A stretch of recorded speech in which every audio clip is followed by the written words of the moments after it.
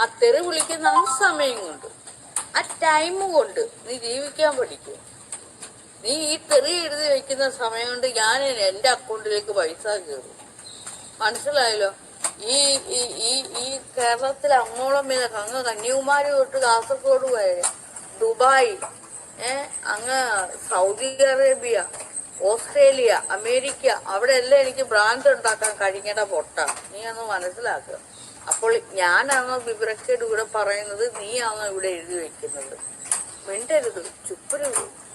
ഞാൻ പറഞ്ഞതല്ല, വേറെ എവിടെ നിന്നോ ഞാൻ കേട്ടതാ ഈ വാക്കുകളും.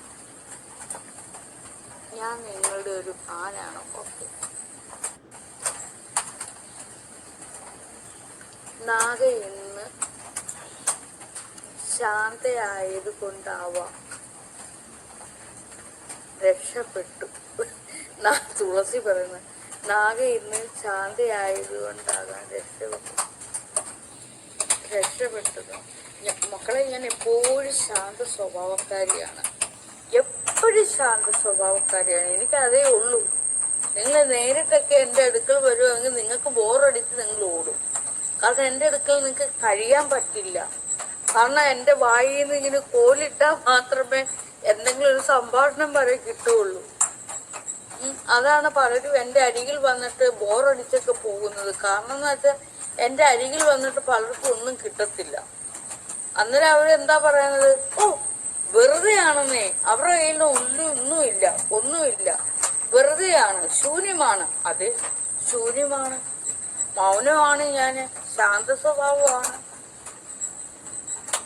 അതാണ് എനിക്ക് സമാധാനം. പക്ഷേ ആ ശാന്ത സ്വഭാവം ഒരു ആഴക്കടലാണ്, ശാന്തമായ കടലാണ്. ഇങ്ങനെ തിരയടിച്ച് നിൽക്കുന്ന ശാന്തമായ കടലിന്റെ ആഴങ്ങളിലേക്ക് ഊളിയിടുമ്പോൾ ആ കടലിന്റെ ഉള്ളിലാണ് മുത്തുകളും പവിഴങ്ങളും എല്ലാം ഉള്ളത്. മനസ്സിലായോ? അപ്പൊ എന്റെ ഉള്ളിലേക്ക് നിങ്ങൾ ഊളിയിട്ടാറുണ്ടല്ലോ, നിങ്ങൾക്ക് അവിടെ മുത്തുകളും പവിഴങ്ങളും ഒക്കെ കിട്ടും. അതുപോലെ തന്നെ എൻ്റെ ഉള്ളിലേക്ക് കയറി കൂടുതൽ ഊളിയിടാൻ വരരുത്.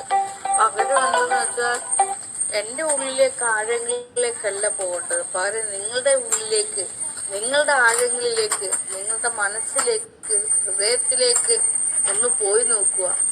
അപ്പോഴും നിങ്ങൾക്ക് ഫസ്റ്റ് ഒന്നും കാണാൻ കഴിയില്ല, ശൂന്യമായിരിക്കും അവിടെ. അപ്പൊ നിങ്ങൾ വിചാരിക്കും ഞാൻ നാഗെ എന്തോ പറയുക, അകത്തോട്ട് കയറുമ്പോൾ ഒന്നുമില്ല.